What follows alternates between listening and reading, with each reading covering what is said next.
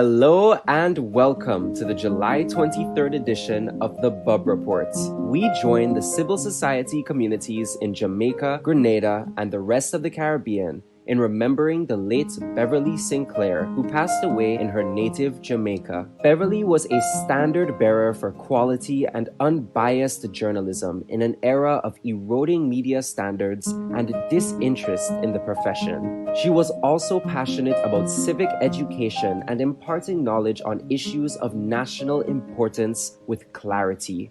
Sinclair joins the late George Grant and Jerry George as ancestral giants whose shoulders the next generation of media practitioners stand on. They don't really understand what this thing called journalism is all about. And I can relate to Callistra very well when she says her own colleagues sometimes turn against her. I've experienced it. They don't want you to ask certain questions, and they're also in the media and should be backing you, pushing to get answers to certain questions. But no, they want to remain friends and chummy with some government minister or with some person in some high position, you know. They like the idea that they have the cell number and can call them up at any time. But that's not what journalism is all about. Journalism is about keeping everyone on the straight and narrow. So you have to go out there and press and ask the questions and publish the stories that will make a difference. Otherwise, Kellon, as George Orwell says, you're just doing public relations, nothing else. Because our political system have become a party system. But how does this fit into our constitution? And when we go out to vote, what are we voting for? These are questions that need to be asked and issues that need to be addressed. Those who become elected to sit in the House, they swear to uphold our Constitution.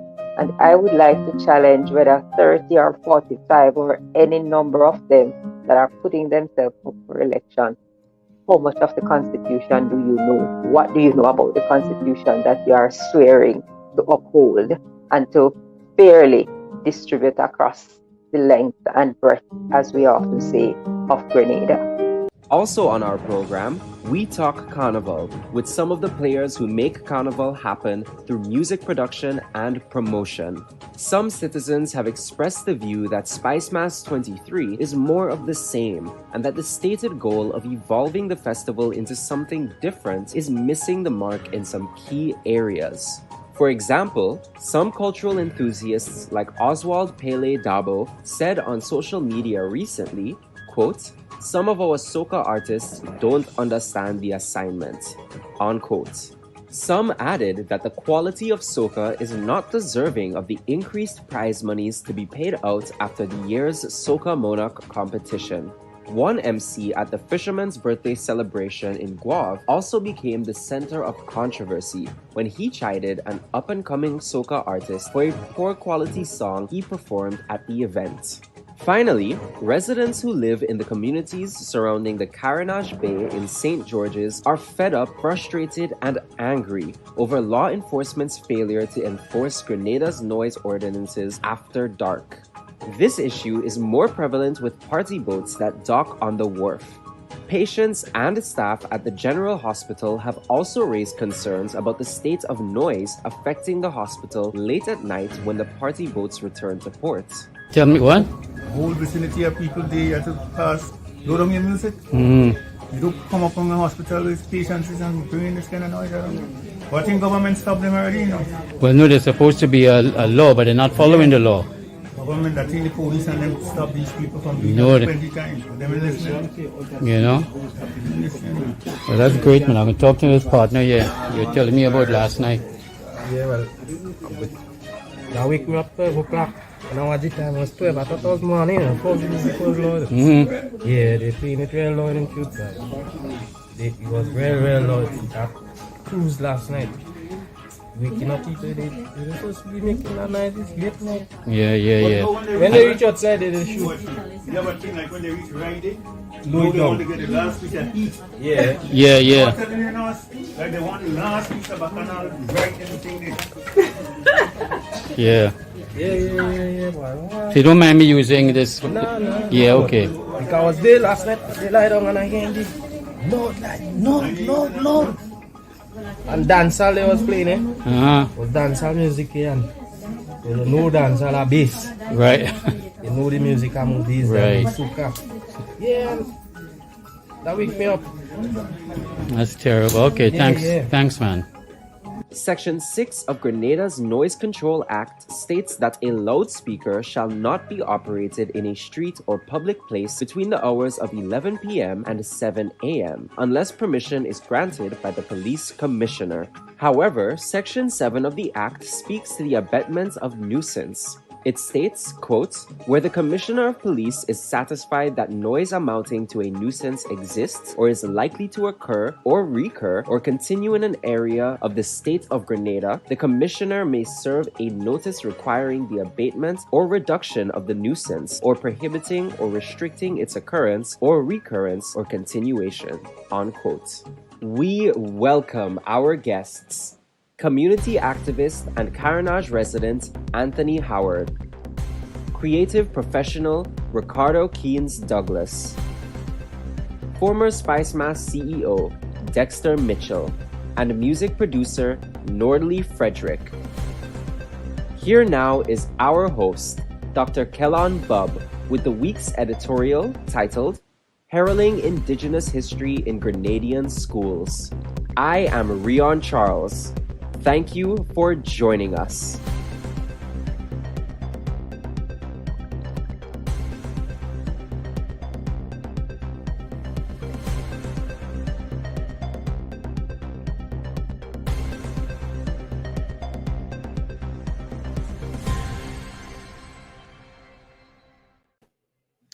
A pleasant good morning to our viewers and listeners, and we welcome you to this week's edition of the Bubb Report. Now, this week's editorial had to be scuttled because of the sad news we received overnight on the passing of a colleague of mine, a fearless and independent journalist, in the person of the late, great Beverly Sinclair, who sadly passed away surrounded by family in her native Jamaica. Even though Beverly was from Jamaica, she was a quintessential Caribbean woman and a true exemplar of what regional integration was. Now, who was Beverly Sinclair? She was a mother, grandmother, woman of faith, consummate professional, and passionate defender of independent journalism. She has joined the usual suspects, George Grant and Jerry George, in the ancestral hereafter.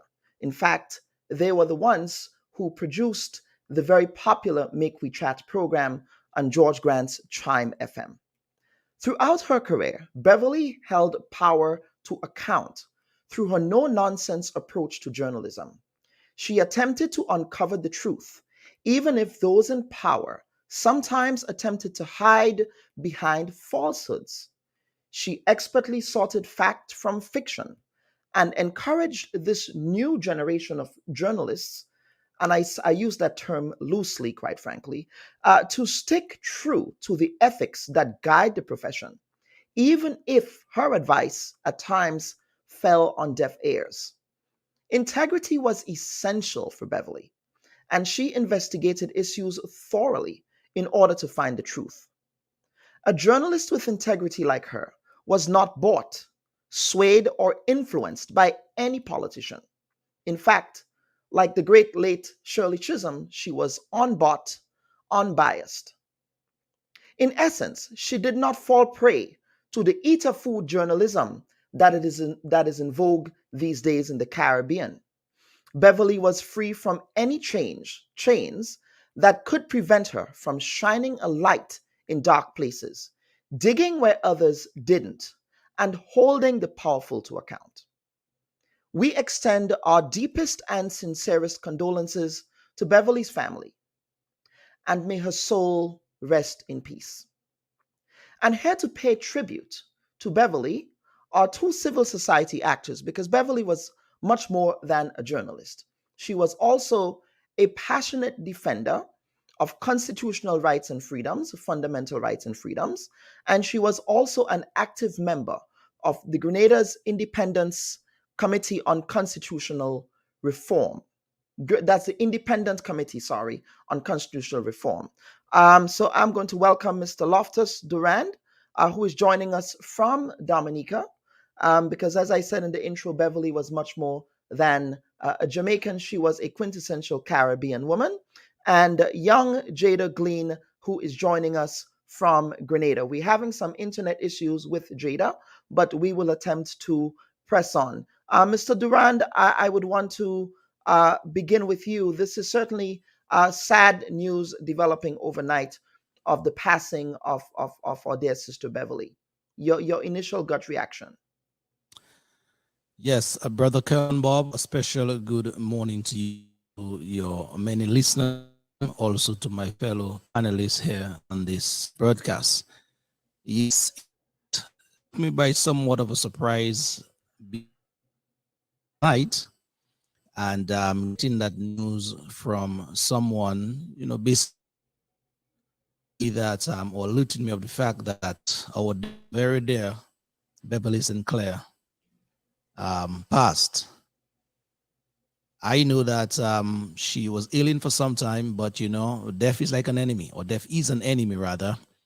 And whenever this time comes around, then it always robs friends, loved ones, family on the wrong side. And so it really sort of caught me off track last night in terms of, hearing the passing of our dear Beverly. I got to know Beverly, and trust me, we really had a good connection indeed. I followed her very many presentations. I also followed her in terms of her journalism work that she did, not just in Grenada, but for the wider region on a whole. And as you said in your preamble, in your opening statements, Beverly was a no-nonsense person in that field. She did not hide anything. She basically said it as it is.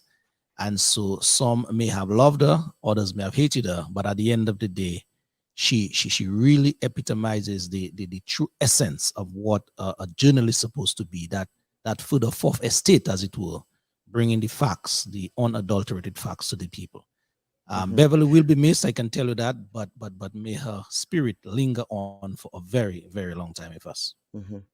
How did you get to know Beverly? How did you come to first be introduced to her and eventually start working with her? Basically, I got to know Beverly through a very erudite brother again, Mr. Jerry George. Jerry George hosted this Caribbean program, I would say, entitled Facing the Facts. Very early in the morning, 6 o'clock, we in Dominica, we in the Caribbean, would have gotten up to Jerry in terms of his forthrightness again. And that is where I took notice of Beverly being the co-host of that program. And so when I interacted with Jerry, then I was introduced to her there a couple of years ago. And from since then on, then that relationship just basically bloomed. Absolutely. Now, as I indicated in the intro, Beverly was absolutely unapologetic in the same way that I am unapologetic in respect of independent journalism. In this era, there is the tendency by journalists, as Beverly said, to revel in access to power. And because they're friends with politicians, there are particular stories that perhaps they would engage in self-censorship on. Beverly was not that type of person. She didn't care who was in power, because at the end of the day, she was guided by a set of guiding principles. Is that your recollection as well? Well, yes. Beverly was a no-nonsense person, as I said. She basically did her work, and she was true to her work in terms of bringing the facts, because journalism, a good chunk of it, at least 90% of it, where I'm concerned, deals with the facts of the matter. And so she, whenever she brought something to you in terms of news then I for sure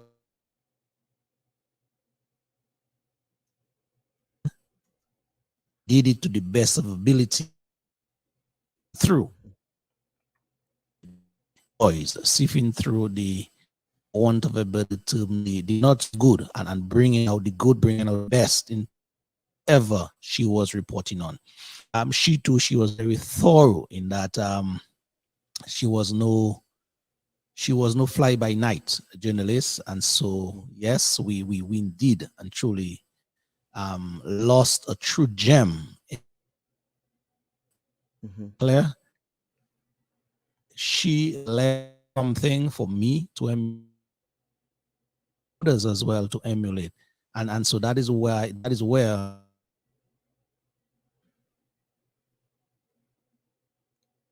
I think we're having some issues with your internet connectivity there. Loftus is, of course, joining us from Dominica, and let's see, Loftus, if we can get you back. We were having some internet connections there. Any final thoughts before we get to the next segment? One of the observations that I've made, at least, is that there is a slow erosion of interest in civil society participation in Grenada. So that when somebody like Beverly passes away, or somebody like Jerry George, or the late great George Grant, or the late great Leslie Pear, these people were very passionate about the importance of civil society as an essential pillar of the democratic systems that we claim to espouse and celebrate. However, it would appear as if there might be an erosion of civil society in respect of interest. Would that be a fair assessment? Well, yes, indeed. Beverly, as I said before, she stood up for what is right, and she being part of that civil society movement in Grenada, it basically trickled down to the rest of the other Eastern Caribbean in terms of her colleagues, in terms of her utterances, her speeches, and wherever Beverly went, she left her mark. I remember her very well. Basically, after Jerry George left the frame, as he said on his passing in August of 2020.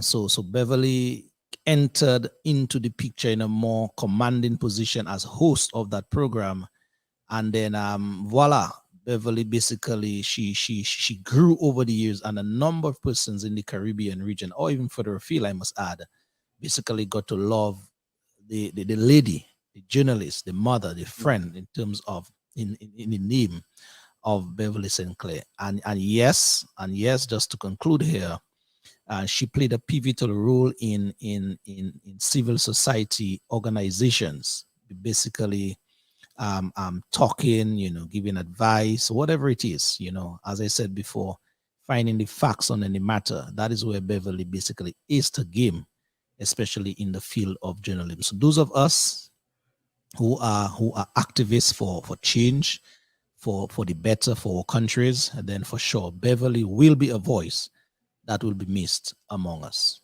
Mm-hmm. Thank you for that. Let's see if we can get Jada back here. No, Jada seems to still be having some internet connectivity issues. But I want to share an excerpt, an editorial, shall we say, that Beverly penned, and that was back in 2019. Now, there was an incident involving then Grenadian Press Secretary Philomena Robertson, in which Philomena Robertson attempted to lecture members of the local media in Grenada, who sat there and took that lecture without pushing back, because quite frankly, that was an extremely disrespectful performance by someone who ought to have known better, given her own role as a journalist, the role that she played, and understanding the function of the journalist in the context of the newsroom. But this is what Beverly wrote at the time. Beverly said, the press as the fourth estate defends the public's right to know, but you as press secretary seem to be on a mission to trample that right. Don't forget that the office of the press secretary is a public office intended to bridge the information gap between elected officials and those they are elected to serve. If you sow seeds of animosity favor with some members of the press, then you are failing in your duties despite any political praise. If there are problems to be addressed, then by all means do so, but in a respectful and professional manner using proper channels, not the soapbox performance, which seems designed to belittle members of the Fourth Estate. Media practitioners are not your subjects, and you have no authority over them. So you should seek to engage as equals with mutual respect, so that the business of informing the public can be carried out with the taxpayers in mind. They have the right to know. The press has a right to ask and report. And you have no right to interfere in the free flow of information. Now, while this letter was targeted at Philomena Robertson, the reality is that that sentiment is a universal sentiment that ought to be the standard, irrespective of which administration is in office. And so that's one of the lessons that I will take away from Beverly. In fact, those are the principles that I live by. I guard my independence fearlessly. I guard the integrity of the press fearlessly. And that is what Beverly would want us to continue to do. Beverly, again, this death has certainly saddened me. May you rest in peace. May your memory be a blessing. And to your daughter and grandchild, I say from the Bub Report, we extend our very deepest condolences to you all at this very difficult time. So viewers and listeners, what we are going to do now is that we are going to take a quick break. But before we do, I believe we have some comments coming in here. Nigel Gravesandy is saying, allow me the opportunity to express condolences to the family, relatives, friends, and members of the fraternity on the passing of Beverly Sinclair. It is my hope that her legacy as a consummate professional journalist and decent human being will propel our journalists to guard the principles of objectivity, ethical values, and the desire for truth in reporting the issues of concern, development, and integrity in public and private life. Her discipline for research, and I believe we lost some of that text there. Kipling is saying, please extend my deepest sympathy to the family and friends of Miss Beverly. She was one of my favorites. Indeed, she really was. So those are some comments. So what we're going to do for this break, viewers and listeners, is that we will go down memory lane a little bit. And as we said in the intro, people like Beverly, George, and the late Jerry from St. Vincent and the Grenadines were consummate professionals who were also fiercely independent in their craft. So we're going to go down memory lane here and just reminisce, if you will, on Beverly's career as a journalist extraordinaire.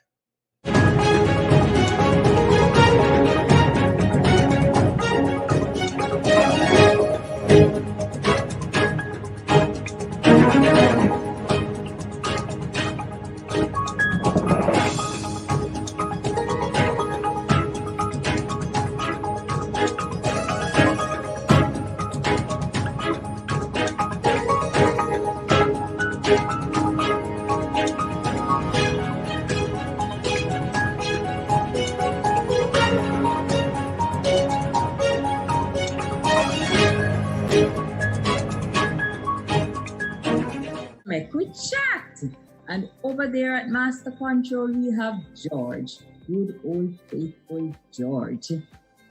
And see the top of a head that looks like Dwyer.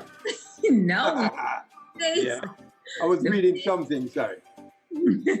Yes, also looks like Dwyer over there in St. Kitts.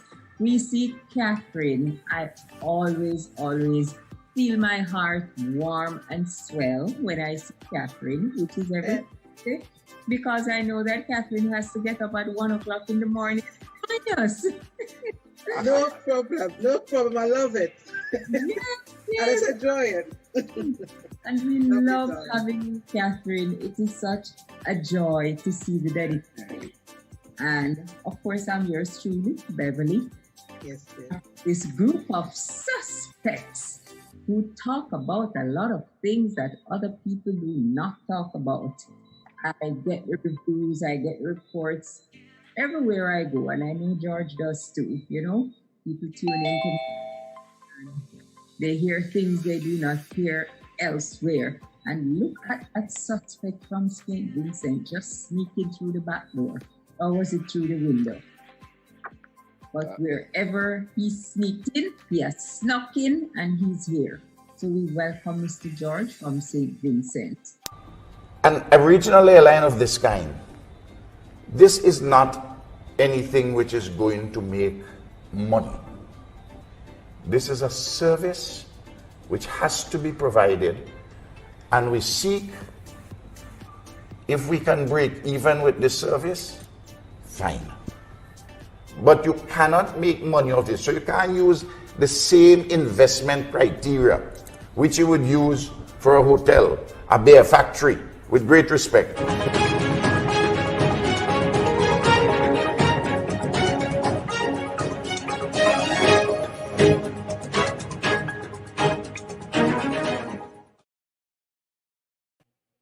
Viewers and listeners, welcome back to this week's episode of the Bub Report. Now, the next segment that we will be introducing here speaks to concerns that residents of the Carenage have in respect of noise pollution in their community coming from the party boats in the area. In fact, we were trying to get this program on the road for a while, but finally we are able to do so today. We actually also invited the Royal Grenada Police Force to appear on this panel, but as usual, when we contact the Community Relations Department, the response that we get is that we will get back to you, and they have never gotten back to us, and they continue to not get back to us. But that is something I would be addressing at another time and at another airing. But at this time, I wish to welcome two residents of the area. I want to welcome Ricardo Keynes Douglas, who is a resident of, it's not the Carenage. Ricardo, just unmute there. And another resident of the area, Mr. Anthony Howard. Gentlemen, welcome to the Bub Report. I trust that all is quiet in your neighborhood this morning. Until 3:30. Until 3:30. I mean, and I also know it's the build up to Carnival. Carnival is going into that period of crescendo. So obviously, issues around noise are probably much more challenging in this period. But Ricardo, I want to begin with you, because you are the one that drew this to my attention some months ago.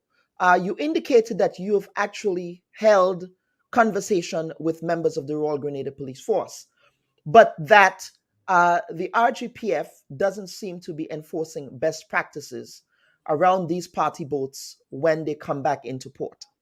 Is that accurate? Well, not to a point. I did not have really any sit-down meetings with the police. I've made contacts in the past. I've sent them certain commissioners in the past. I've made note to them that this is what's happening. I've just made a connection with the police, and they're going to meet with me. So this has been happening for a long time. And my thing is, according to the World Health Organization, noise pollution is one of the most dangerous environmental threats to our health, right? Now, I'm not really dealing with only the Carenage. I'm dealing with noise on a general level. Let me explain to you, on the Carenage, it's like an amphitheater, right? And noise rises to the top. Once you enter the harbor, it rises to the top, right into your bedroom.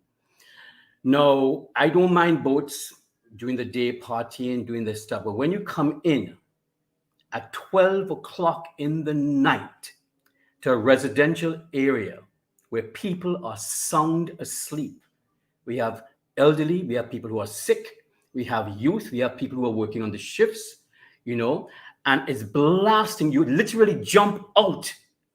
You literally jump out of your bed. And they come in without any thought of it being a residential area. It's a Carenage. It's a ghetto. That's why they said, people have said that to me. It's a ghetto, so noise could happen. I was so upset with that. How can you say, the ghetto don't have old folks? They don't have people who are sick? I live in the ghetto too. Because it affects Green Street, Lucas Street, the Ryder Lane, the Scott Street, right around the neighborhood. Because you are on Green Street. I'm on Green Street, yeah. Yes. And I'm here. When I'm here. I'm in Green, and it's deafening. So the noise comes in, and normally what should be done is before you, in any other country, in Canada where I live, in Toronto, Harbourfront, any party boat, once you are in the harbor, the music is off until you get out of the harbor. When you get out of the harbor, you turn the music on. When you're coming back in, you turn the music on. Same within in New York. Same with on Long Island. Wherever you go, these are the rules and regulations because it's a residential area. So all I'm asking is that when you come into a harbor at 12 o'clock in the night, and the MCs want to they want to compete with the music. So the MCs are blasting above the music. So you have this noise, plus the MCs are shouting, and they come in and they heat up the audience. So when they get off the boats now, they spend another half an hour on the Carenage, right? And half an hour later, they disperse to their quiet homes, their quiet neighborhoods, and they leave the people in the community wide awake, trying to fall asleep. And let me bring in Anthony here. You are also a wharfman, shall we say, Mr. Howard? But are you on what's it now? Is it Cooper Hill? Is that where you are? You need to unmute the mic there, sir.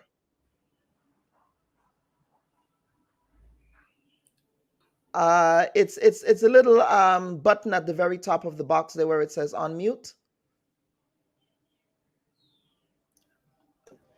It might be on the bottom. I am sorry. There you are. There you are. You figured it out. See, technology is not that hard. Yeah, it's been a long morning with technology, Yes. Yes. Yeah, I live on Mitchell's Lane, actually. It's Mitchell's Lane. You're on Mitchell's Lane. Okay. Yes. I don't, my knowledge of the town of St. George is limited to Grenville Street. Go ahead, sir. Yeah, we're on Mitchell's Lane, which is, for most people in the area, they may know the Guides Hut, they may know Nicholas Bradford's home there. It's above Terrell Street or H.A. Blade Street in the area of the Guides Hut, and one street over from Cooper Hill, as you would call it. Yeah. In the area here, as Ricardo indicated, it's just, the noise is just ridiculous. These guys come in, and again, the combination of the music from the boats, but then you get in here, and individuals would set up bars on the Carenage and blast their music, and they would want to continue with that noise for quite a while. So we find ourselves having to be calling the police department on a regular. I start calling shortly after 12. Then I would call 12:15, 12:30, 1 o'clock, whatever time is necessary. I would call them, and it seems as if they truly do not understand the impact of the noise. Down there, while the music may not appear to be that loud, because the way we live on top of the hill, everything just rises. As Ricardo indicated, it's like an amphitheater. Many times you can sit up here. Back in the day, when the young guys would be on the Carenage having conversation, you can actually stay in your house and actually identify all the voices, that's part of that group having the conversation. So just imagine today where you have the music blasting and no one don't give a damn in terms of the residents of the area. That's a problem. So let me hear you. You say that you call. So do you call the police and complain? Do you call the central police station? I normally call the Carenage Police Department. That's okay. The office I normally Which call. Which would be Central Police Station, yes. Right. Mm-hmm. So I would call them, and it would take a while before they actually send someone out. Normally they don't. It appears as if they don't send someone out on the first call, so you have to be called a few times. So what before, happens? So you call the police. What happens? Do you notice? Do they follow up with you to say, hey, we actually addressed this matter? What do you, or does the music continue, perhaps for an hour after you call them? But it varies from time to time. I mean, sometimes they respond. The music is abated, shortly after you call. Other times it takes a while before you can get a response. But what bothers me at times is when some of the operators, when you call them, are more frustrated with you calling them than in terms of the reason why you're calling. That part is rather bothersome. I've spoken to individuals within the force about it. I mean, I've not had a true sit-down conversation with them about it, but I've actually complained to the hierarchy in terms of what our experiences out here. And let me bring back Ricardo here. Ricardo, have you also taken that step, calling the police station? Oh yes, I have. I have. As a matter of fact, about 4 weeks ago at 2:00 in the morning, I got out of my bed, jumped into my car, went down to the police station. Yeah. I had the number of the police guy, everything, the officer, and the noise was so loud from a boat that was running a generator from 8:00 in the night until 2, 3, 4 in the morning. I went down, he came out, and I said, listen to this. I want you to hear. This is at 2:00 in the morning. And he said he reported to his superiors. But that is the kind of stuff I do because it is so frustrating. And you cannot sleep. It's like, and there's a karaoke bar. Now, this is another thing. How can you have a bar, an open bar? I love karaoke. I can sing. I love to sing karaoke and have fun. I remember when they had that bar on the Carenage, I think it was Karma. Before Karma could open that club, they had to be so soundproof. They could not open unless every sound was curtailed inside of that building. But right now, it's all over. And you're sitting in your room, there's karaoke coming into your room with the noise of the music. And the second torture is people who can't sing. So that's a double torture. You have this noise of the music, and then you have people who can't sing coming into your bedroom at 1:00 in the morning. So that's the kind of stuff you're dealing with, And, my thing is that if you just enforce it just for 1 minute, one boat, you say, this is what you cannot do this. You're going to be fined $1,000.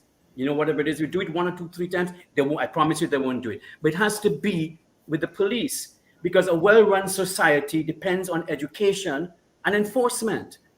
You have to educate the people. You cannot just educate them and then leave them, because they will do their own thing. And in today's society, it's a me generation. So the people coming in, they don't give a crap about people sleeping, sick people who have to get up for a shift at 5:00 in the morning. They don't give a crap about that. All they care about is their party and having a good time. And we have to start caring about each other, because it's a breakdown. Why would you give permission to in a residential area to have a party that runs until 2:00 in the morning? And right behind the speaker are 2 old ladies, 2 elderly people, trying to catch their nenen to sleep. So these are the things I think that the police, it has to come from the police. There's a Noise Pollution Act, et cetera, et cetera. But I think it's getting out of hand. Everybody's doing the cars. I spoke to the police a couple of days ago. There are cars now in Grenada with literally speakers. They have taken out their back seat and they have speakers in the back of their cars, blasting, and they pass police on the road. So they can do that, and it's so unhealthy. I'm going to tell you, and it's not only in St. George's. I'm talking about noise in general. People talk so loudly now. You listen to people, and I can sit in my house and listen to my neighbors, and I can hear them speaking. And the reason why is because they're competing with the noise. They have cock crowing, dog barking, car horn blowing, music playing, all these things happening. So they have to feel, they have to talk above that. I remember with my mom, the moment I raised my voice in my veranda, mommy said, who are you speaking to? I'm right here. Why are you shouting? So it's a society now where anything goes. And I'm glad you mentioned the Noise Control Act, which I am actually going to cite here as we did in the intro, because Section 7 of the Noise Control Act speaks to abatement of nuisance. He says where the Commissioner of Police is satisfied that noise amounting to a nuisance exists or is likely to recur or continue in any area of the state of Grenada, the Commissioner may serve a notice requiring the abatement or reduction of the nuisance, prohibiting or restricting its occurrence or recurrence or continuation, and requiring the execution of such work and the taking of such other steps as may be necessary for the purpose of the notice or as may be specified in the notice. In fact, I'm glad I'm bringing this up because members of the Royal Grenada Police Force, they were speaking to issues of noise on the Government Information Service recently, as well as on the Grenada Broadcasting Network. So again, RGPF, you ought to be neutral in your approaches to media and come on the Bob Report and address this, because clearly Section 7 of the Noise Control Act is not being enforced. Anthony, are there any other elements of the Noise Control Act that you've observed that you also are concerned that's not being enforced here? You're muted again, sir.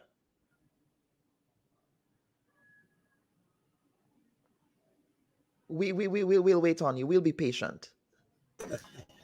There you go. In the Noise Control Act, it specifically indicates that in terms of noise control between the hour of 11 p.m. and 7 a.m., it's supposed to be like a quiet time, and most of the boards actually come in at midnight, So now the Noise Control Act speaks of 11 to 7, yet and still they come in at 12 o'clock, and no one says anything about it. Right? When you speak to individuals, you say, well, look, if you feel you can't control the boards, then maybe what you should do is to go after the DJs. Say, hey, look, if you continuing to make this noise when you're coming in, then we'll be fine, or you'll be banned from using our board. These are simple things I think that can be done to address the problem, but apparently no one is willing to do that. So until we as a society get up and, there's a lot of folks a lot of folks in the area who are complaining about the noise. Mm-hmm. They're speaking to me, they're speaking to others, but for some reason they're scared to go beyond that in terms of. Do you get a sense that there is an economic undercurrent here? In other words, you stuck? Oh. I'm going to bring Ricardo in on this question. Do you believe that there is an economic impairment here that says, well, we don't want to upset the business of the party boat? It's a thriving business, especially in the carnival season. You can't tell people how to fet. No, I know it's a business, but the business will still be there if you follow the rules. You'll not be losing money. Mm-hmm. Especially when you're a monopoly. It's just not playing the music for half an hour. Yeah, in the late, because I went to the businesses and I talked to them, and they list off a whole set of things that the boards have to follow, but the boards don't follow it. They do have rules and regulations. You can't come in at a certain time, etc., but the boards don't follow it. So who has to solve this problem? The businesses can do one thing, but I think it's in the police, in the hands of the police. They are the only ones, because this would not happen in True Blue. This would not happen in Fort Judy and those places near the Gigi's house. It would not happen near the Gigi's house, so it shouldn't happen near my house. And I know Gigi, but the point I'm trying to make is that everybody needs a rest at night, and we have to follow the rules. So what is good for the goose is good for the gander. So if a party board would not drive through Fort Judy at night or wherever the case, I'm just using those places. I have a lot of friends in Fort Judy. Mm-hmm. I'm just saying. And when people say, oh, it's a ghetto or the Carenage, it gets me even more angrier, because I feel that it's because the ghetto, they can make a lot of noise. And my thing, I have a lot of friends in the ghetto, a little, elderly people, etc., and they want their sleep as well. So don't come with that. So my thing is that the police, it has to be in the hands of the police. I have nothing against Carnival. Festivals, you prepare for that. The 3 days of Carnival, 4 days is going to be noise. It's part of our culture. We accept that. But not throughout the year on a Wednesday night, on a Thursday night, where people have to get up for work in the morning.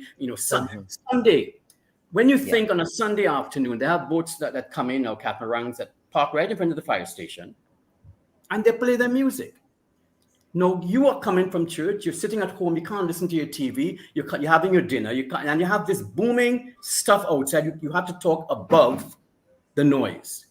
All you have to do, you're waiting for your guests to come onto the boat, turn the music down. Simple as that. Until you get out into the open sea, you come in, respect the community.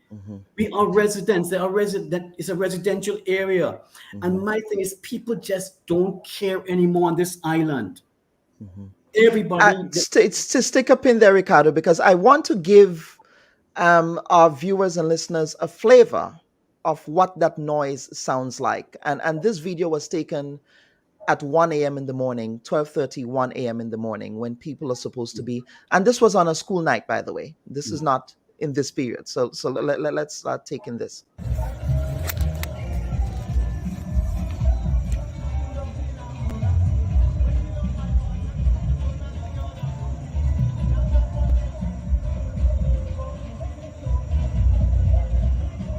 This is the first for me right now. 2 rum runners coming in.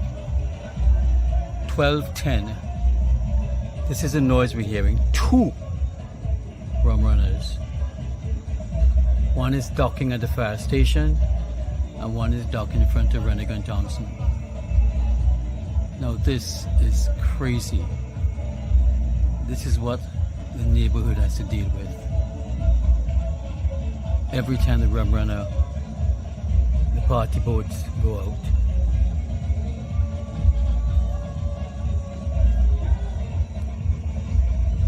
This is the 1st of April, the night. And there's the other one docking.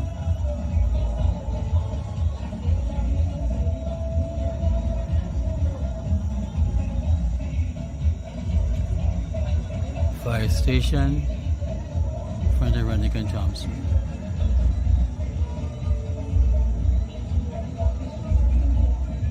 How is this possible? This is being allowed.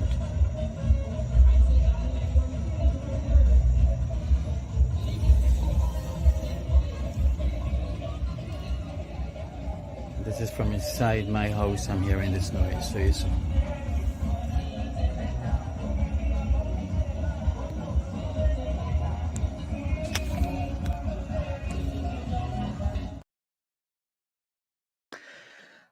so that is a flavor, and a viewer here is saying that we have to realize that this is the festive season. This, as I said, I preface this by saying that this was not during the festive season. But even if it's the festive season, there are laws and rules that you still have to follow. Because I remember when I used to play Carnival in Grenada, not Pretty Mass, because I lived the sheltered life. Surprise, surprise, as a child. But I knew at midnight, at Jump Up Carnival Tuesday night at midnight, the police strictly enforced shutting down music at midnight. I remember that. I don't know if they still do that, but I remember that. Last lap, the police went around and they shut the music down. So this is not about festival time. This is not about festival time at all. This is happening throughout. But Ricardo, I just wanted to give the viewers a flavor of what you and other residents of the area are experiencing. And I'm glad you did that, Dr. Bob, because they get a flavor of it. And as I said before, I'm not against festivals. I prepare myself for specific festivals throughout the year, which is great. It's part of our culture. I am talking about the everyday, normal weekends that we have to live through this. And at the hospital, I talk to all the patients in the hospital, and they go through the same thing too. I try to do a petition, but everybody's afraid to put their names on the petition. Many people tell me they call to complain, but the police want to know their name, where they're for, who's calling, that kind of stuff. And then they feel like, if I give my name, therefore the police might mention my name by accident, or say, so and so called to say that, you're making too much noise. And so they're scared of these things, So it's I don't know how we can, and it's very simple. Why we don't need to go through this. It's very simple laws and regulations. You put it in place, and that's that. It's solved. We shouldn't have to go through all this committee and meetings and stuff. put the law in place at 12 o'clock. You're coming into the harbor, music is off, problem solved. Everybody will be happy. You party for 4 hours outside, you come inside, nice and easy. Why? What's all the big fuss? Why we have to go hem and hawing and all this kind of stuff? I don't understand it. Anthony, I wanted to add something. Yeah, in this segment, we spoke a lot in terms of the party boards, but I mean, it's not just the party boards. I mean, you have a couple of the bars. I mean, we don't want to give people impression that's only the party boards is the only concern. Exactly. We have the bars on the, individuals selling alcohol on the Carenage area, and you go down there, during the noise, and there may be only 4 individuals sitting around having a drink, and the music is blasted. Why do you have to be blasting your music when there's no one at your establishment? 2 or 3 people hanging, blasting music for the whole community, to keep the whole community up? That doesn't make any sense. I think we need to be more caring in terms of a society and do better than we're doing right now. And I want Ricardo to piggyback on this, because Ricardo, you were about to make a point about just the evolution or the devolution of this just vai don't care cavalier attitude of people. But you were making that point before I teed up the video. Yes. Yeah, and well, I mean, I just made it, and I don't understand it, and I just think that just as how the police take care of the cars on the road, is the same traffic that happens on the sea they have to take care of as well, But my thing is, as we are talking about, is not only the Carenage. I'm talking about the whole island. There's a lack of caring for each other in the whole island.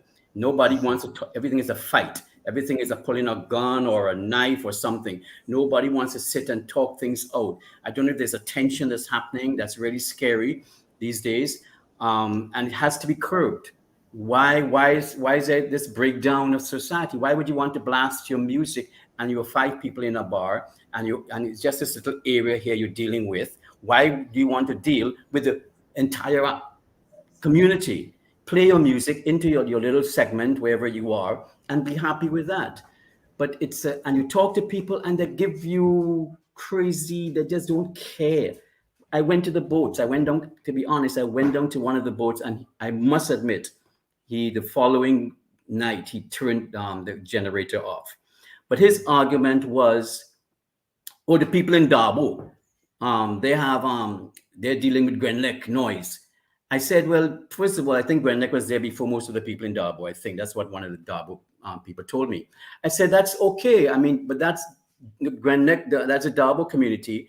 And I'm sorry about that, but they have to deal with that. But I'm dealing with our community, And he says to me, well, this is how we live. This is how we live. So I said, okay. So what I did, I went and interviewed all the other boat members, and they told me they say, we can't sleep at night when those generators are on. I said, well, why don't you talk to him? He said, well, we all boat people. Mm-hmm. But this brings up an important point here. I mean, one can complain to the DJs and the promoters, but somebody is responsible for these boats in the first place. Yes. So there are entrepreneurs in Grenada, and perhaps people are afraid to call their names because of who they are. But Renwick and Thompson is one of the entrepreneurs who are responsible for renting these boats out. So we ought to also be calling out the entrepreneurs for their failure. In fact, we invited Renwick and Thompson to the Bub Report to speak to this issue, and they also declined to appear on the program. Mm-hmm. So, which goes back to my earlier point about that economic imperative there. But go ahead, Ricardo. I did go to them and spoke to them. And they showed me the list of the do's and the don'ts, and they have it all laid out there. But it is not being followed. You see that they have everything. You got to turn the music down when you reach the hospital. You got to turn the music down when you're coming inside, but it's not being followed. So it's either they have to, and what they say when they ban people from using the boat, what they do is they get somebody else to front for them to hire the boat. You see? So they think they ban that guy, Tony, but they're hiring Kellon next time for the same Tony, but is fronting. So you don't know who, you can't really ban anybody.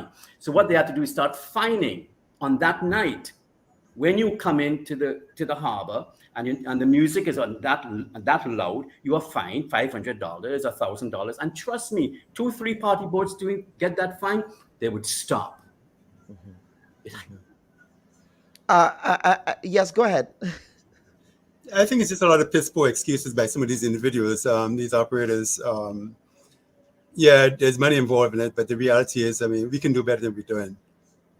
We have to care. And that's not what we're seeing right now.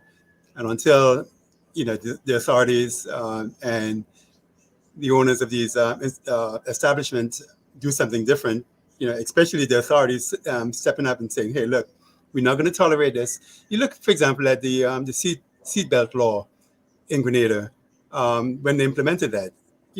What did they do? I mean, everyone is wearing a seatbelt right now, right? I mean, it can be done. Change can take place. I mean, you just have to be willing to enforce it. And once you have enforcement, it will happen. Change will occur. Let's get to some Ricardo, unmute the mic and make your just piggyback there on what Anthony said. Go ahead. When one of the patients, I don't know if you saw that interview, he told me he went on a boat cruise. It was a Canadian boat cruise. I think it was in the interview. You didn't show that part. Yeah. But it was a Canadian boat cruise he went on. And he said when they left the harbor, the music was off. This is the Canadian boat cruise in Grenada. The Canadian company or group, they rented one of the party boats to go out. They turned the music down in the harbor. When they passed the hospital, the music was down. When they went out, they partied. When they're coming back in, they turned the music down at the hospital. When they came in, they turned the music off into the harbor. And I said the reason why they did that is because they know the rules and regulations of how they do it in Canada. But not only in Canada, in Brooklyn, New York, exactly. on Caribbean boat cruises. In Brooklyn, New York, at that place in Sheepshead Bay, when those boats go out, that's right. They start the music once they are out in open water. Dr. Bob, why can't we do that? What is so hard about just putting that in place? Yeah. Why do we have to go through 2, 3, 4 years? Why do I have to go through these interviews for that to happen? It's very simple. The police or whomever is in charge just say these are the rules and regulations.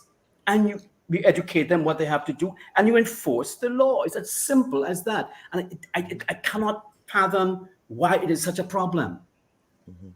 And that is why, you see, that is what happens too, because the people who do the things, they say, I'll get away with that, man. I'll do this, I could get away with it. It's not no problem. They ain't gonna come after me, that kind of stuff, But the moment you nip it in the bud and you say, this is how it's going to be, amen. And problem solved, and people follow. And people, you see, where there is no boundaries, chaos happens. And you must have boundaries because human beings need boundaries. They need to be guided. That's, So you have to have boundaries. Otherwise, everything goes like that and chaos happens and people just do what they want. And the sad thing is that we here on the Hill, okay, the people who have complained to me, making remarks when the conversation comes up, saying, hey, look, I'm sitting in my house and my damn china is shaking, and the whole house is shaking, the glasses are shaking, and no one is, but for some reason they were scared to get up and talk. What is this about? But the Attorney General of Grenada also lives in that neighborhood as well, So I'm not sure why they're afraid to complain. Not anymore. You say I didn't know that. What did she abandon her town? No.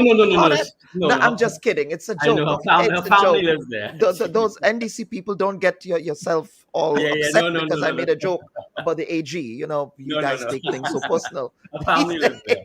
Okay.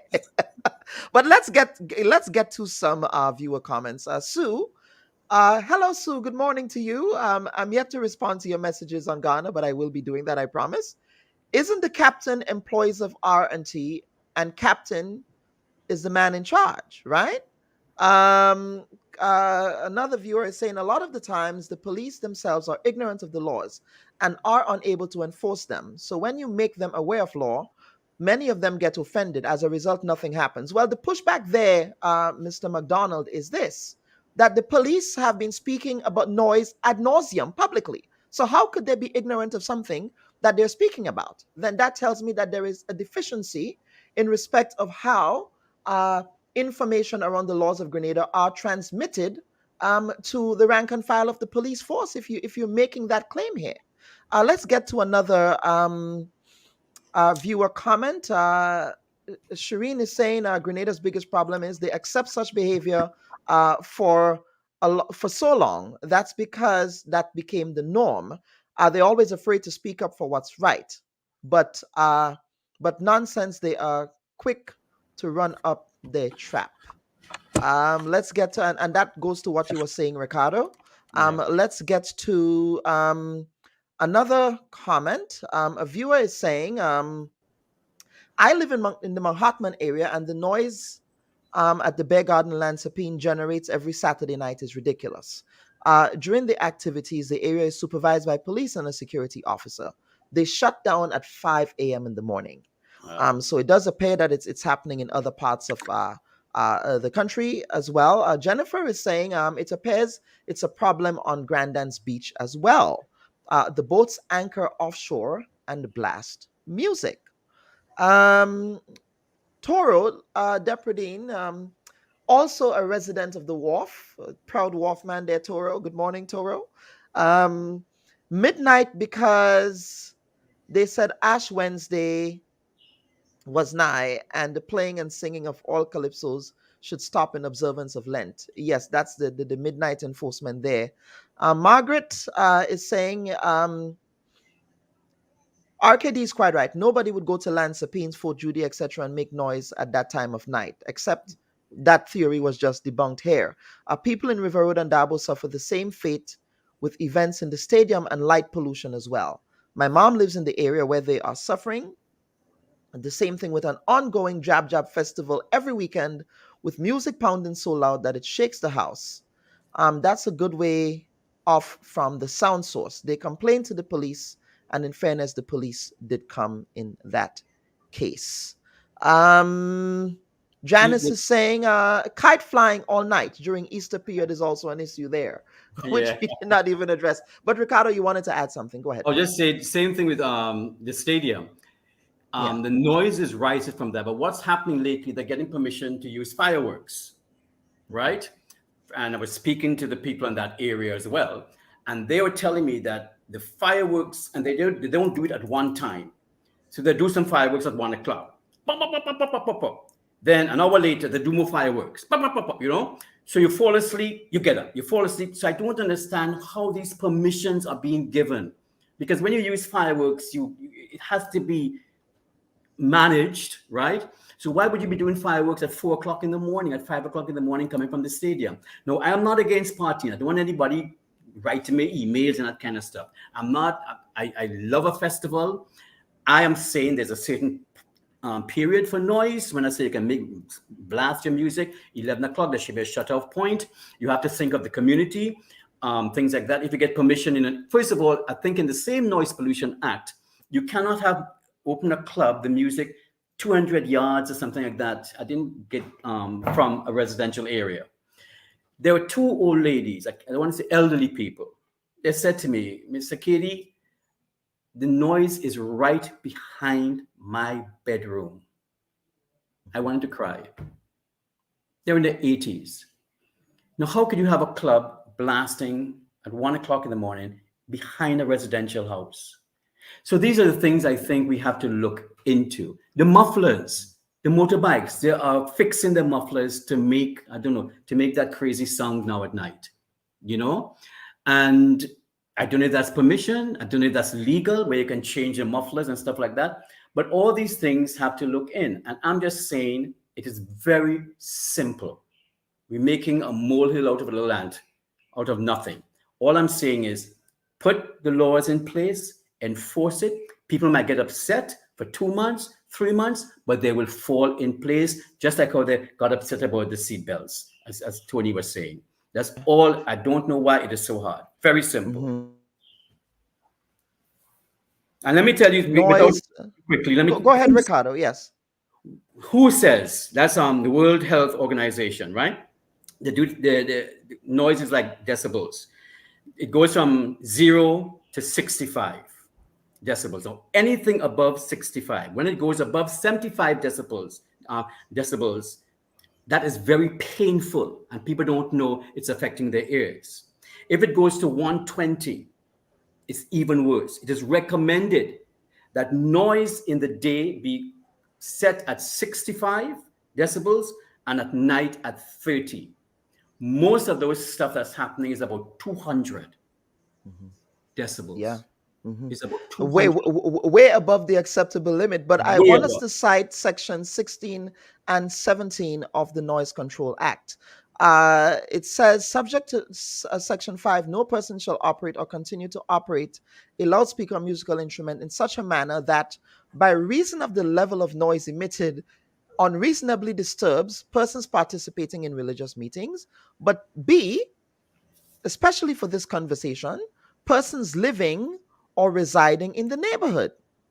Then it goes on in section 17 to talk about noise near to hospitals and schools.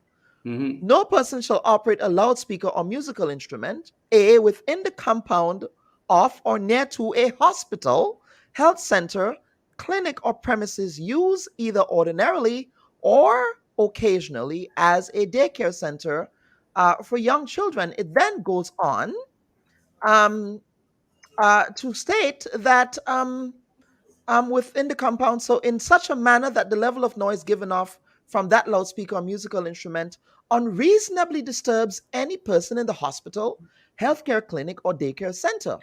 Exhibit A, the St. George's General Hospital. And section 2 of subsection 2 of section 17 says, any person who contravenes subsection 1 of hearing regulation is guilty of an offense. So certainly, if the police wants to make some revenue during this time, they should be finding Yeah, people. exactly. They would make a lot of money, right? They make a lot of money. But people. Go ahead, Anthony. Culturally, you kind of lend yourself to festivals. Okay, it's Carnival. You're going to get noise for 3 days, 4 days. I don't mind that. It's just part of the nature, part of who we are. It's in our blood. Nothing. I have no problem with that. But my problem is the everyday living, when people just want to live their life and get their rest and sleep, because it affects your health, your blood pressure. I listed off here the whole set of things that the health people are saying about noise. People get agitated, people can't sleep, so they get up and they have to drive in the morning, they have to use machinery, but they only got two hours of sleep because of the noise. So all that is dangerous to our health and to people on the road. I mean, there's a guy, they get up in the morning at 5 o'clock to go to work. And you try and go to bed at 11 o'clock to catch a good night's rest, and then you can't sleep, or you're getting 2 hours sleep because you're waking up and you're falling asleep. You're waking up and you're falling asleep, I mean, we can talk this forever, but my thing is they just have to enforce it. It's as simple as that. Yeah, absolutely. And Sue is saying it's also the latest sound system. I heard RGPF mention amplified systems should not be used after certain hours. Yeah, you mention it, but you don't enforce it. Yes, Jason, good morning, Jason. I said the Noise Act needs to be implemented. As a lover of pan, yes, Mr. New Dimensions, same can be used to disrupt pan practices. We probably need to relook or make amendments to Noise Acts in addition to enforcement. Yes, Jason, as a New Dimension pan player, I do remember those late night practices for pan, because pan also, there are many Grenadians who don't like pan. I don't know why they don't like pan, but to each their own. I'm not here to judge anybody. I believe me, but that's an issue as well, right? Pan is a different kind of noise. Pan is a beautiful noise. I mean, when you sit in your house, but it's still noise. But it's still noise. And the pan. The pan players practice late in the night as well. Let's go to Derek James. Good morning, Mr. James. Arcady, thanks for highlighting this issue. I live in Lansapines and the noise has arrived. This morning was very bad. It went up until 5:30 a.m. We must understand that this problem leads to a larger problem with crimes. I asked a young man to turn down his music in a gas station, And his reply was to tell me about my mother. And then he threatened someone to go get someone to kill him. I mean, this is insane. Michael Batiste, good morning, Michael. He's saying the laws pertaining to noise is poorly written. The question begs itself: what is noise? We need to be cautious. Do the police enter the churches and stop activities? Except the churches, they tend to have most of their activities in the day. And even if they go up late, it's not that late and they're not that loud in any event. They're done by midnight in most cases. Open air crusades, I believe the Adventists have open air crusades. The evangelicals have the same, but they're done by a certain time. The laws must be rewritten, and the police should be equipped with grid dip meters to measure the acceptable decibel levels. Yes, that's an excellent point. What constitutes loud? Very interesting point there.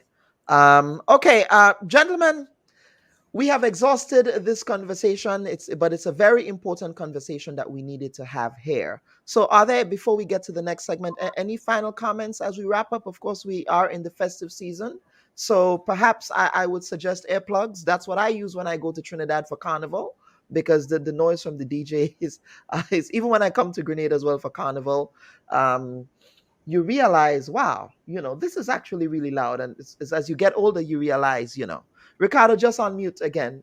You can make all the noise in the day. I don't because noise, because everything is going. I don't mind that. And you see, sleeping with earplugs is very dangerous because, because when you have earplugs on, you don't know if there's somebody breaking into your house, you can't hear them.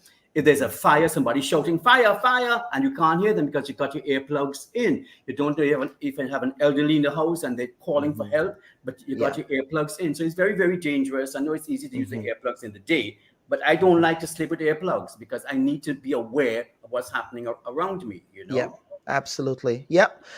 Any final comments? I would start with you, Anthony. Final comments. It's your first time appearing on the Bub Report, sir. And I hope to have you back again. You're very active these days. You're happily and actively retired, shall we say? Final comments from you, sir. Yeah, I think what my concern is that the police brass, the higher ranking individuals, understand the laws pertaining to noise.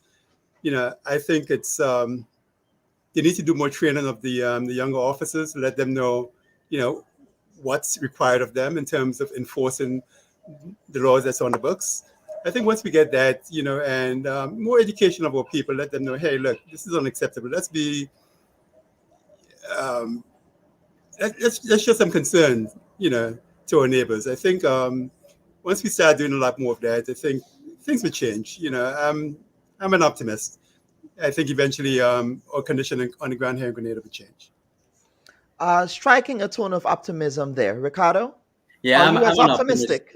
I'm very, very optimistic, and I'll celebrate with everybody the night I hear a boat coming in and it's quiet. Mm-hmm. And we would follow up here on the Bub Report as well. Let me know when that happens, and we would also credit the Royal Grenada Police Force, in fact, if they intend to enforce that as well. Yeah, and it's toned down, and it's beautiful music coming in quietly, and they're getting dispersing the people in a nice, subdued way, getting them ready to go back to their homes, etc., etc. That's my dream one day, and I believe it will happen. But before I go, I just want to pass out, express my condolences to Beverly's family. Beverly and I, we are good friends. We have worked together. She was an incredible professional person to work with. We were working on a show. But COVID came. We were planning to do a late night kind of show like Letterman. But COVID came and stopped that. So my condolences go out to her family, and I'm saddened about this, so blessings. Quintessential Caribbean woman. May she rest in peace. Yes. Anthony, thank you. And Ricardo, thank you. Two Wharfmen here. Coming to highlight a very important issue. And Dr. Bob, thank you so much, man. Thank you for bringing this out again. What you're doing is really, really incredible, and no bars, you don't really care what people say or do, you know. I don't. And that's what I admire I about you, and don't. that's how it should be. Yes. I really That's how it appreciate should that. be. Yeah, if as a journalist, if I'm Yes. self-censoring and I care what people say, then I should not be in this business at all. Amen. And But as I said, we especially go ahead. appreciated the show last week in terms of the environment, the pollution and stuff like that. Again, more for the Carenage in terms of the things we have to deal with in this area. Mhm. And these are some of the issues that these are not under the radar issues, but these are issues that Right. affect the lives and livelihoods of our people, and they must be highlighted. Gentlemen, thank you so much for appearing on the program this week. Viewers Thank and you. listeners, what we want to do is to take a quick break, but on a programming note, I need to make the point that we did reach out to one of the boat entrepreneurs to appear on the program. They declined. We also reached out to the Royal Grenada Police Force. They've always given that scripted reply that they would get back to us, which they never do. And so we were hoping that they were going to be on the program today to be part of this conversation in the interest of balance. But both parties, unfortunately, did not make time to appear with us. So let us take a quick break and we will get to the final segment of the day. Please stand by. Should your loved ones pass on, they deserve to be treated with dignity. And at S.A. Johnson Funeral Home, we can provide you with that service. We can take you every step of the way during your sorrowful moments. When that need arises, call S.A. Johnson Funeral Home at 347-777-9797. That's 347-777-9797. S.A. Johnson Funeral Home is a Caribbean family-owned funeral home here in Brooklyn, providing funeral services, but in a dignified way. From cremation to burial to the repatriation of your loved ones, you don't have to go through the hassle, as we provide exceptional service that allows you to mourn and heal peacefully. For more information, visit our website, www.sajohnsonfuneral.org. Send us an email at sajfuneral@aol.com or call 347-777-9797. S.A. Johnson Funeral Home, because you deserve to be treated with dignity.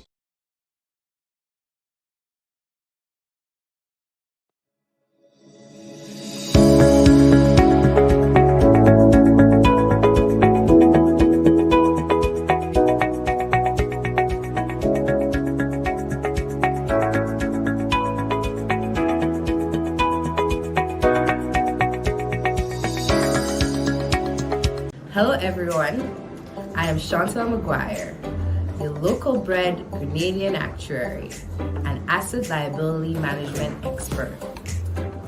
Are you satisfied with your current finances? Are you curious and constantly looking for ways to make additional income?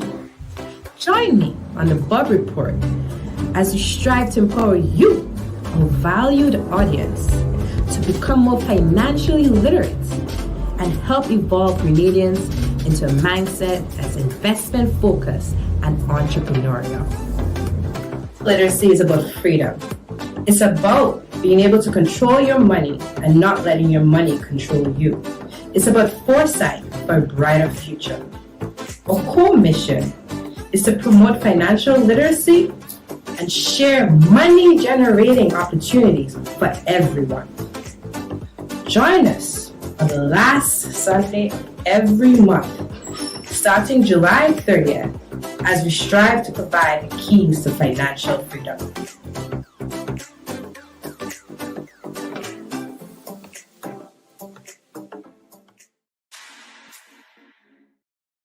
And viewers and listeners, welcome back to this week's edition of the Bob Report. I'm happy now to be joined by Mr. Dexter Mitchell. He's the former chair of the Grenada Carnival Committee, and Mr.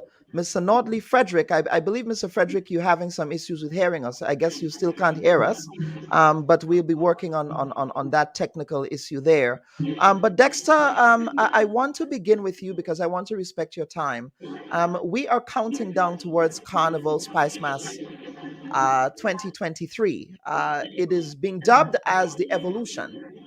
How has the festival evolved, or how do you see it evolving? Does that theme reflect what you're seeing on the ground in respect of Carnival this year? Good morning, Dr. Bowen, and thank you for having me. Good morning to your viewers and listeners. Let me join yourself and the others in expressing condolences to the loved ones of Ms. Beverly Sinclair. As a reporter, she was fiercely independent and certainly made a difference on the journalistic landscape of Grenada. So, to those who are grieving, I offer my sincerest condolences.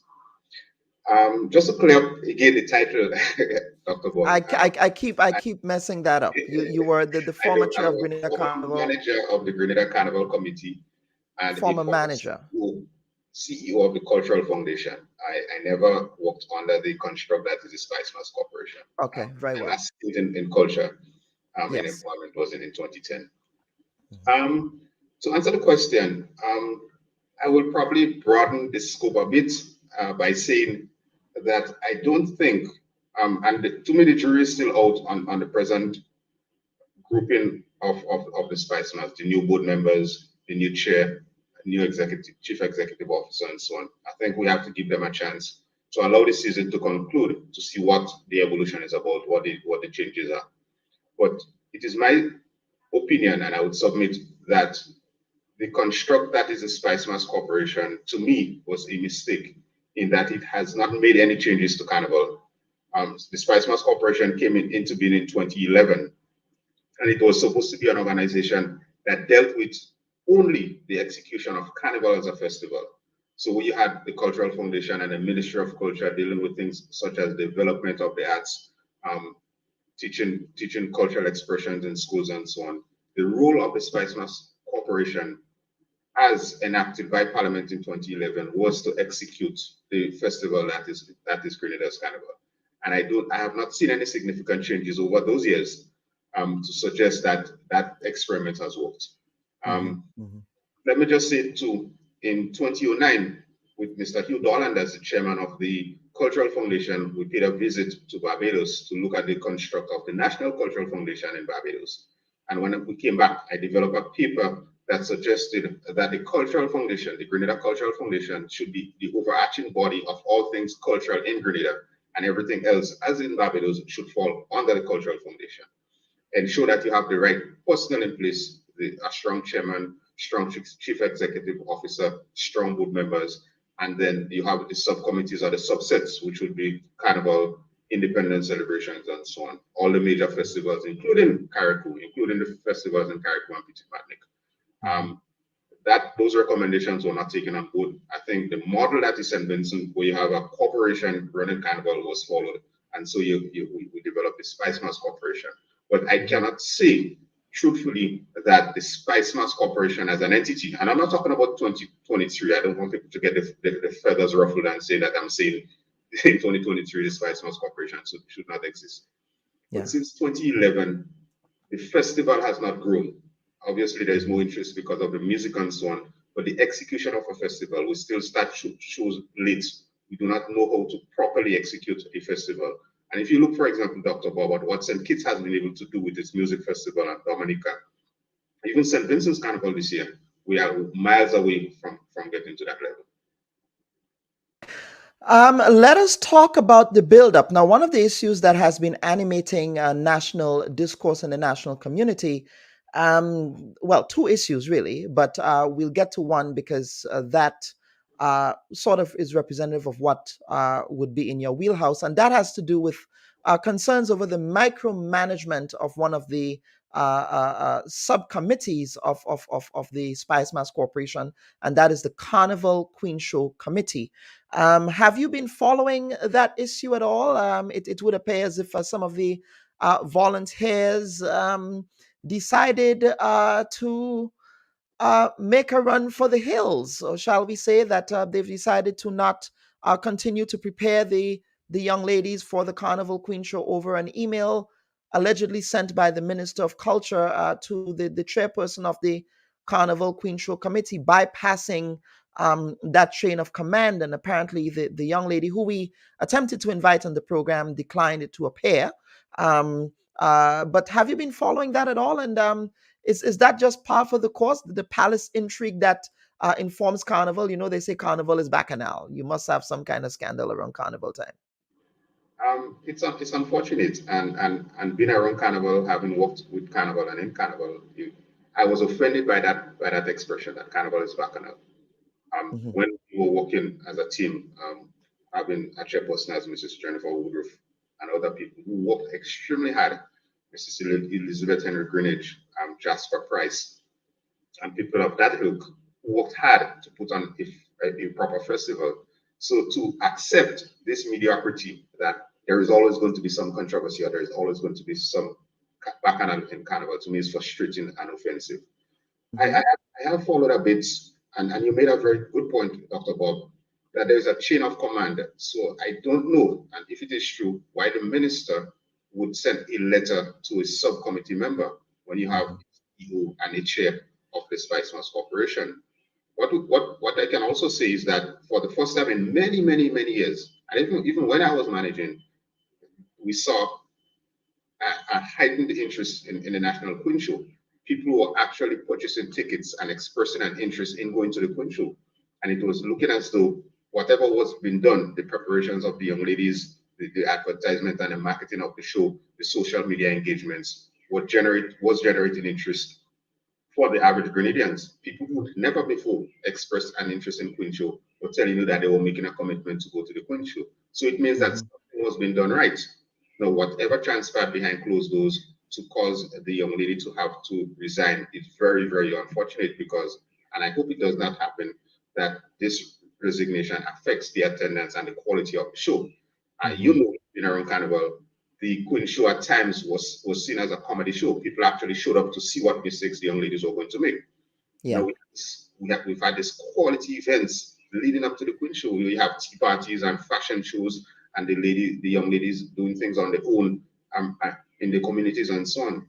So I'm hopeful that whatever was put in place can continue to the night of the Queen Show on the 6th of August. However, the point you made, we must understand the lines of demarcation. The minister has no authority or no right to send a letter to a subcommittee member on the Spice Mass Corporation. When he appointed a chair, those things will have to go to the chair for the chair to deal with.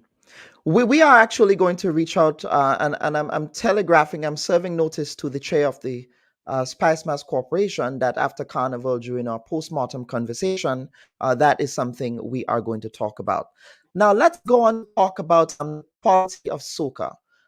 Many culture lovers like Pele Dabo have said that, as they say, Houston, we have a problem. Grenada, we have a problem in terms of soca. Do you share that view that the quality of soca has devolved a bit this year, and that the prize monies of 100,000 EC dollars is not befitting of the kind of quality that that it deserves? Again, Dr. Bob, I will take a more global and regional approach. I'm not going to waste time to dissect what is happening with music in Grenada. There are many issues because there is good music. There are wonderful songs, properly producing songs. So we have issues with what the DJs decide to play. We have issues with what the radio station decides to push. We have issues what we as the consumers decide to be entertained by. So it's a whole bunch of issues. There's not one fix. There are issues with what the artists think can pass as entertainment, what is acceptable. What I would say though is that just as West Indies cricket, Caribbean music is facing extinction. So it's not just Grenada soca that is under threat and bad quality. Dancehall music in Jamaica, soca music in Trinidad, soca music in St. Vincent. The Vincentians would tell you that while the Carnival product was good this year, the music was horrible. So, and I think it speaks to a broader problem of having a young male issue in the Caribbean. That the young male in the Caribbean is attracted to other things, be it video games, be it violence, and we see the upsurge in violence in places like St. Vincent and St. Lucia right now. And that has taken away the creativity, that has taken away the interest in cricket, the interest in track and field. So I think there's a bigger problem. So I am not going to waste my time to dissect that why are we choosing to sing this song over that song. I think it speaks to a larger problem that we need to address, that the Caribbean male is under threat, and the things that made us great in the Caribbean, our music, or entertainment or cricket, to me, those things are facing extinction right now. And I think we need to have a broader discussion about how do we pull back, because we sold millions of, hundreds of millions of records in reggae music. Our festivals are dominant across the globe. There are places you don't expect to see a Caribbean style carnival where those carnivals are taking place right now, where the same music is being played. But how are we not benefiting from that? How are we not understanding that if we want to grow and continue to make money out of it, that we have to put on quality events here at home, produce quality product that we can sell. But if we are not doing it, we are just going to talk among ourselves and say, oh, we shouldn't be listening to that, or we shouldn't be playing that. And our music is not just about jab, and we're not going to get anywhere. And you make a very important point there, because many soca artists in Grenada have gone, shall we say, global. To me, the issue here has to do with sustainability. How are we able to maintain that quality over a period of time? Wouldn't you agree? Well, yeah. I wrote an article a few months ago. It was published in the Trinidad Express. It was an opinion piece about where soca music is after 50 years compared to hip hop, for example. And there are some fundamental things that are missing. We do not produce albums as a genre. Most soca artists do not have business managers, and our music is not available to be copyrighted. So you might be able to go to ASCAP or BMI, but the pickings are very small because our music is not played in those markets as much as they are played here in the region. So while you might have court in Trinidad or COSCAP in Barbados, generally there is not much to come from copyright. So if those three elements are missing, our music is not going to grow. And if you look at what has happened for reggaeton, which was a relatively new genre recently, but because they follow the rules, those three basic things were in place: copyright, business management, and albums.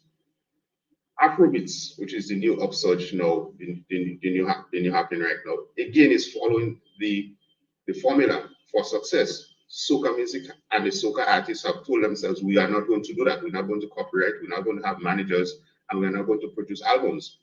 We are going to produce one song a year for Carnival Friday night, or one song a year to be played on the road Monday and Tuesday. And whatever the pickings come from that, whatever earnings come from that, we'll be satisfied with that and live for the rest of the year of that.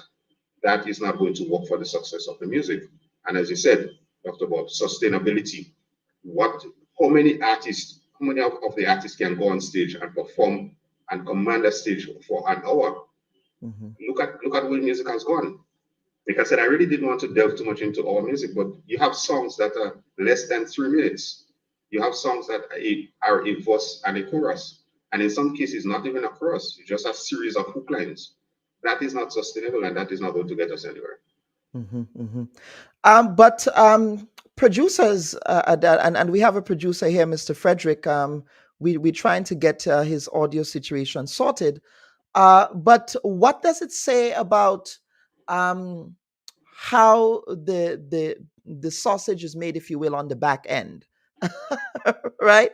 In terms of the production aspect of it. I mean, something comes to life somewhere, and that happens at that conceptual production stage, whether that's writing, whether that's going to a studio, dropping a beat, seeing what that looks like.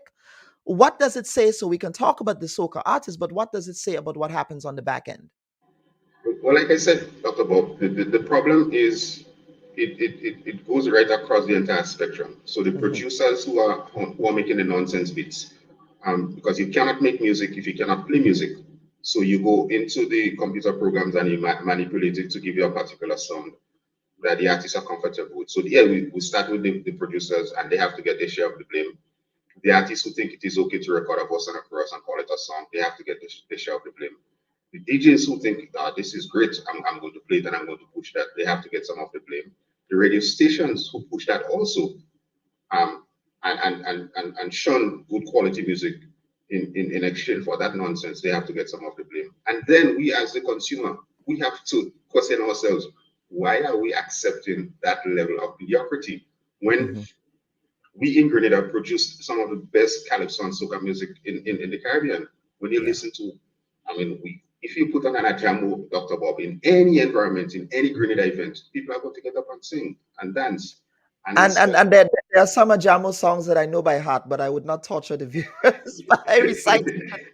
Exactly. And it is not just our generation, the generations after us still listen to those songs. I mean, Inspector's Hurricane is almost like a national anthem right now.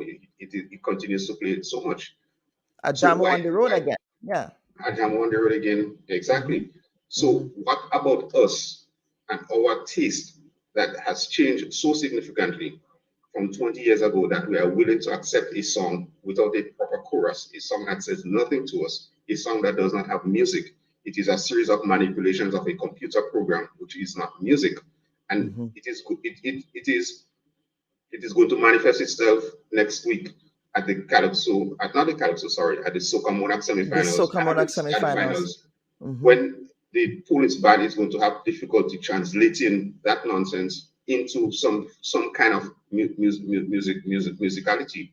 And to me, we could blame the producers, we could blame the artists and the radio stations and so on. But I think the biggest blame has to be us as a consumer. What about us that has allowed us to lower our standards to accept, yes, that this is good, this is what I want to be entertained by? Or what about policymakers who decided to raise the prize money to $100,000 because it would appear as if mediocrity is being encouraged here? But not only that, you raised the prize money for low quality music in some respects. I said in some respects, social media mob don't go after me. But then the prize money for the Calypso competition remains the same. And if you were to listen to the quality of Calypso music, it continues to maintain a high standard in my personal opinion. Wouldn't you agree with that, Dexter? Or am I just allowing my bias to show here? No, Calypso continues to be good. Rusman Kelly, Scholar, Big G, Soursop, and extremely great creativity. I think, again, my personal experience and having worked in Carnival and having been through that process, I think it was a mistake to increase the prize monies so significantly. One, that is not how you negotiate. By me coming and making a demand to you and tell you this is what I want, and you said, okay, yes, hands up, I'll give you what you want. There has to be some pushback. There has to be a meeting, on the middle ground. The last time this was done in 2001, when there was a boycott of Carnival because of the contract and so on, the prize monies was doubled from 15,000 to 30,000, and it stayed at 30,000 for a long time because it was a strain on the Carnival committee then to meet that $30,000 prize. Now, I would submit that if the prizes were increased incrementally, every 2 years it goes up by 5,000, we probably would have been at 100,000 already, but we would have been getting better quality music, better quality shows, and the organizing body would have been better placed to be able to pay the increase right across the board. But you don't just increase it because one person made a comment on social media saying 100,000 or nothing, and then you announce that it is going to be 100,000, coming from 40,000 or 50,000 or where it was. So I thought, in my opinion, that was a mistake. I thought that some conversations could have been had, that if you feel that you need a particular artist or you need a particular group of artists to make the show, then you have a conversation with them and say, okay, what is it you're expecting? What are the expectations? This is what we can afford. This is what can be done. No, the fact that you increased it to 100,000 suggests to them that I can't come with anything and you're going to give me 100,000. And then what happens next at afterward? If somebody says I want 150, I'm not going to compete, or 2 or 3 or a million. Exactly. Then what is going to happen? And especially at this stage where the competitions are so fragile, Barbados is doing away with its competition. Trinidad has already lost its competition. This competition in St. Vincent is under threat because their prize money is, surprisingly, still only $25,000. And I guess the organizers feel that once you have Fireman who fight in competition, he just won his 12th title in 2023, that you have a show. A lot of the artists in St. Vincent boycotted because of the price structure. So it's very frequent and very fragile. So I think it requires some more conversations. I mean, yeah, I know it feels good to go in the media and I know, so it's 100,000 right now. And, people, wow, 100,000. But to what end? Are we having the discussion about the requirements? Yes, guys, we are going to pay you 100,000. We are going to increase the prize monies, but here are the expectations. And we saw it in the preliminaries. It was woeful, some of the material, and it is going to be a bit of a challenge again come semi-final night, because like I said before, a lot of the manipulation of the computer programs, which is not music, is going to be difficult to be transferred or to be rendered by the police band as music. Very interesting observation. Now, Dexter, any final comments? I want to respect your time. And there is a Grenadian legend here who finally, I think we got your audio there sorted, Nodley. But it's such a pleasure having you here, sir. You have no idea how excited I am to have you here. You are a quintessential and great Grenadian producer. And we have to give you your flowers here. And Hildebrand will be very happy that I have you here this morning too, my old colleague. But Dexter, final comments from you, sir, as we go to Nodley. Well, let me also song the trumpet for Nodley and some of the things that people might not know. So Nodley is the producer of one of the biggest tracks to come out of Grenada, which has kind of established us as the land of dub music, which is Olu Man Alone. Yes. Nodley was also part of a project that developed the first soca rhythm, which was the cell phone rhythm in 2023. It was in fact Nodley who developed the Nokia tone on his keyboard and set the bass for it.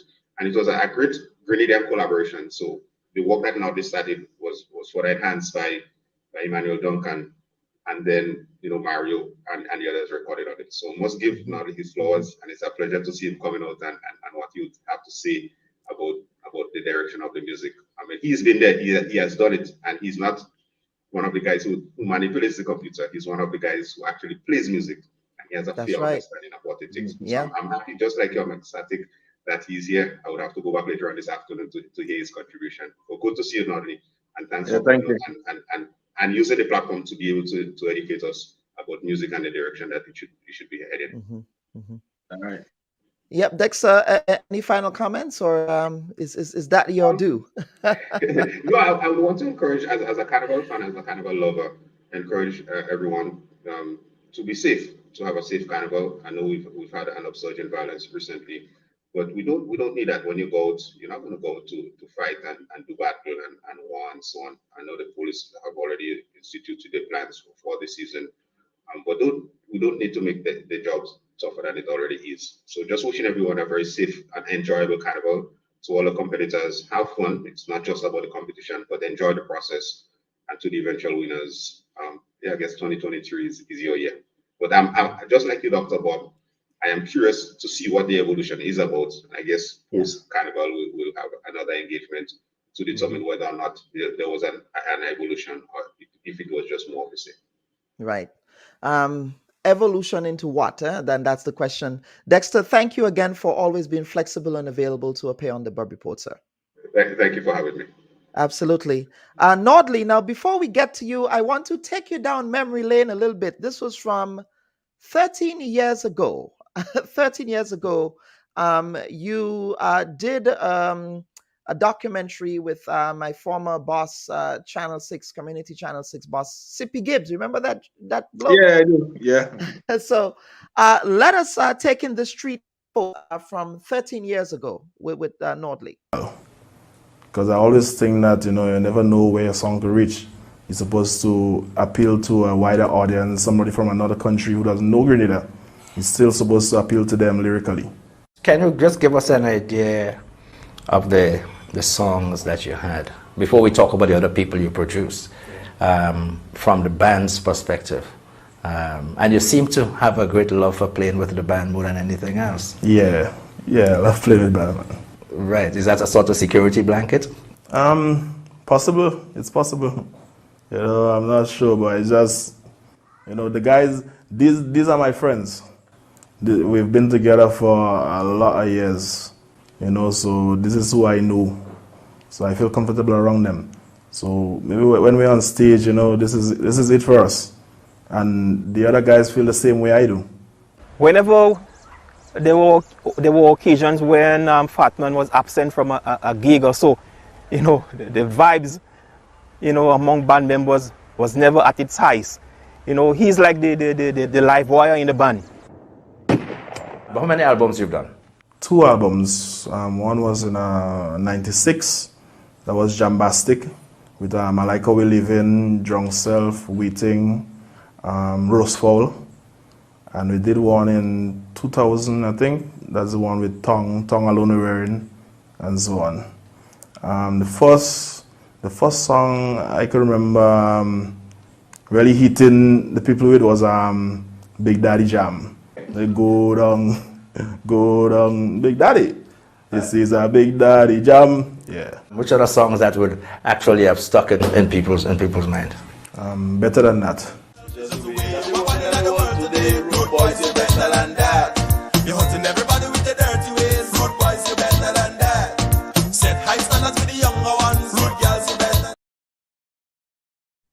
Nodley, how does that make you feel, man? this brought me so much joy and so much nostalgia, brother.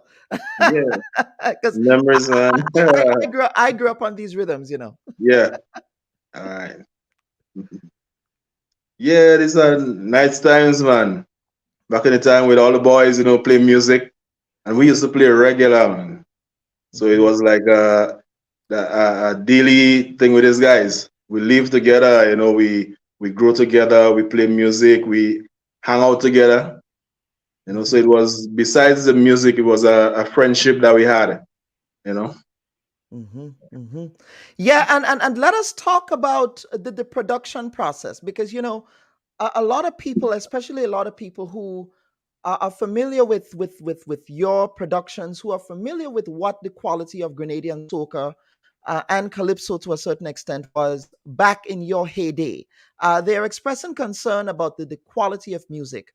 I want you to take me into backstage, if you will, in terms of how you think about the craft, writing, not only the writing, but the rhythm, right? It's in terms of how you really put a quality song together. Okay. Well, basically, most times, before we usually start with lyrics. You know, the guy, whoever comes with a good song, you know, and we build it from the lyrical part of it. Build the drums, put in the instruments, and so on. It doesn't have to be that way, you know, that we think of it. Most songs nowadays, you start with a rhythm, because guys build a rhythm and then, you know, somebody write a song to the rhythm. Even Talpri, Old Woman Alone, when Talpri came with his song, but it was a rhythm that I had already built. And we find that, you know, the song went good on the rhythm, so we did the song on the rhythm. But basically, you build a rhythm from, you know, you start with the drums, then you might put in a bass line, and then you put the instruments to fit around whatever melody that the person is singing. I think one of the problems we have now, and Dexter was talking about, you know, the guys that just that's a good with the computer, but they're not musically inclined. I think one of the problems that they have, you build a rhythm, and basically whoever writes the rhythm or whoever sings on it, you just have that part of it. You don't have, they don't add anything to merge with the melody of the song. You know, so whatever is there, that's it. You know, I think maybe that's what I agree with Dexter when he's saying that, you know, the producers should be, you have to try to learn some sort of music, you know, learn something so that you could put musicality into the music. Because basically we have a lot of rhythms. Yeah. And a lot of the guys, them guys could build some good rhythms, man. You know? Yeah. But yeah, it stops there. You don't hear the musical part of the songs. And some of the songs have some nice melodies and things that could put some nice music too, but you know, the guys cannot do it. So help me to understand this. A brother comes to you with a concept. He comes to you with an idea. How do you make an assessment of whether this would be a good piece of music? You don't until you start. Right. Yeah, you don't know, because for my part, I like to try a lot of different things. So if somebody comes with a song and we work a half an hour and you're not feeling it, I could start from scratch. Because I think you need to feel it, man. If you're not feeling it from the start, the drums, maybe a bass line, you need to feel something with it. I do music with feelings. And if you don't feel something, you start from scratch and you start building again. Do you ever give young producers or even young artists advice in terms of how they should improve their craft, and do they even listen? They listen. I don't know if they take it if they really work on it after that. But I always tell them, man, try to learn an instrument. Whatever instrument, try to learn an instrument, learn some chords, and just take it from there. Because your production shows different when you know music. You could listen to a song most times and tell if that producer knows music or not, or if he could play an instrument or not. Because when you could play an instrument, you tend to put in more. You have more chords, you try different things. I think you are more limited when you could just do the rhythm and that's it.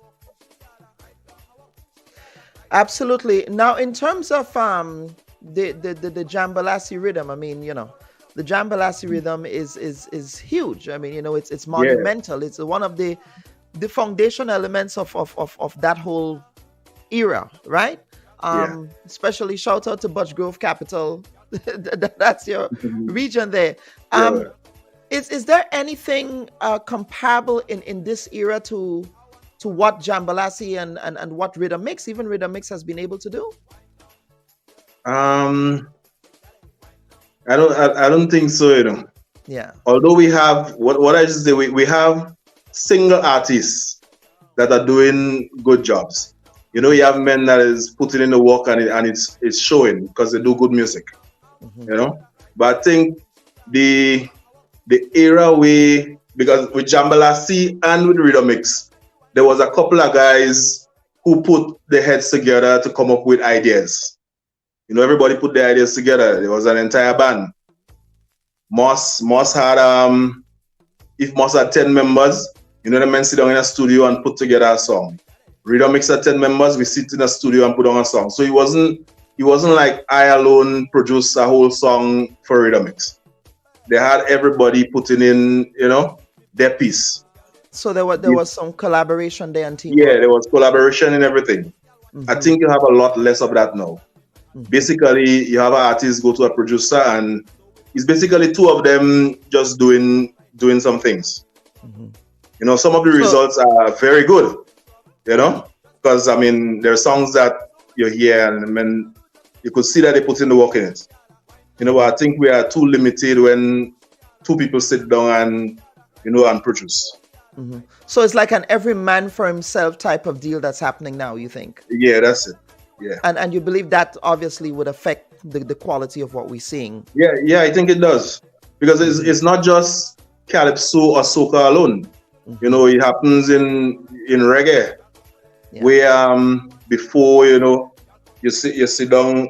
When Molly and him used to produce, it was the band doing the production. So the bass man put in his piece and the guitar man don't want to get left out. So he put in a nice piece, Everybody put in a good piece. Right now, when somebody sit down, I might build a good drums. I put in a good drums. But my bass line might be mediocre. And I don't have nobody to tell me, oh, let's try this or let's try that. Yeah, absolutely. That's something that's kind of limiting us. Yeah.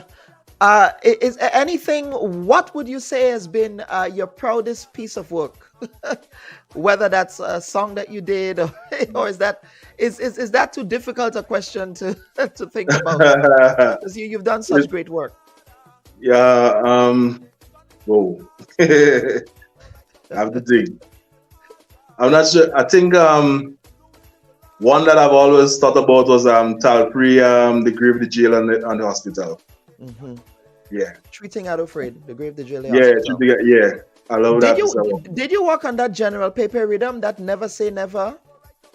No. In 2004. That wasn't you. Okay. No, that was Emmanuel. That was Emmanuel. Okay. Yeah. Right. Yeah. I was listening to that one this morning. So moving forward in terms of improving the music, the quality of the music, based on what John Public has been saying, how do we, improve it with the input of people like yourself? What would you want to see us do in terms of improving it from a producer's perspective?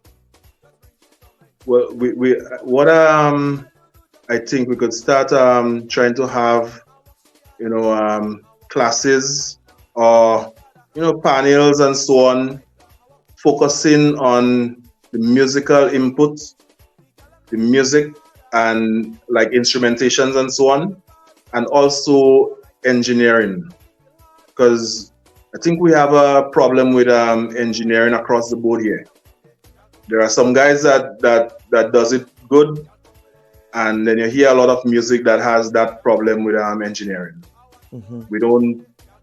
A lot of us don't know how to mix the music properly. We don't know how to mix the voice properly, or to get the blend with the instruments and so on, to get a good balance with the bass and the drums and everything. So I think if we could focus on that and the musical aspects of it, I think we will be on a good track. Mm-hmm. And there are some guys that down here that are doing it good. Yeah. Yeah. And that's good. And it's important to accentuate the positive and, and people like yourself and others who continue to try and maintain a good standard. So Nordley, anything else you want to add before we close the program? Not really, just appeal to everybody, enjoy the carnival peacefully, and take in the music, because although there are some not so nice music out there, if you look, all the DJs are not playing them, but there are some really good music, and you have some artists that are putting in the work, man, and the work is showing. Mm-hmm. Mm-hmm. And that is important. That is very important. Jennifer says that they are exceptions, they are stars. I believe she's referring to you as well, in that bracket. Meme is saying, I would expect or thought that before radio stations play a new song, they would listen to it and determine whether it's appropriate for playing over the radio. I was totally shocked to hear a calypso playing on the radio and the words associated with it. It's a disgrace there, So, all right, Brother Nordley, thank you for appearing on the Bob Report. Rest assured, I would be calling on you again, brother. All right, you're so welcome. I am starstruck. You are somebody that I really watched on TV, back in the day, with Rhythm Mix and so on. Even Rhythm Mix, you guys had a live band on Juve Morning. I'm sure. Yeah, we don't even know that you guys had a live band. You guys had instruments with a DJ. Every Juve we used to play, man. And we used to do both St. George's and Grenville. And Grenville, that's right. I remember that. Absolutely, Brother Nordley. Thank you for appearing on the Bob Report this week, brother. You're welcome, man. Thanks for having me. Absolutely. Viewers and listeners, Nordley Frederick there. He's a music producer, legendary music producer, and credit to Ian Charles for making this happen and facilitating that for us today. Now, viewers and listeners, again, we want to thank you for tuning in to this week's episode of the Bob Report. Sadly, we started on a somber note in respect of the passing of the late, great quintessential Caribbean journalist, Beverly Sinclair. And again, we want to extend our deepest condolences to her immediate and extended family on her passing. Her loss is certainly a great loss, and it leaves us here on the other side poor for it. But rest assured, Beverly, that people like myself, we will continue that watch of the Fourth Estate, because somebody has to do it. It has to be done. And we would remember you, and in your honor, we must ensure that we continue to maintain a particular standard of independence and journalistic integrity. On behalf of the producers of the Bob Report, I'm your humble host, Dr. Kellen Bub. Thank you all for watching this week. We will see you again next week for another installment of the Bob Report. Take care now. Bye-bye.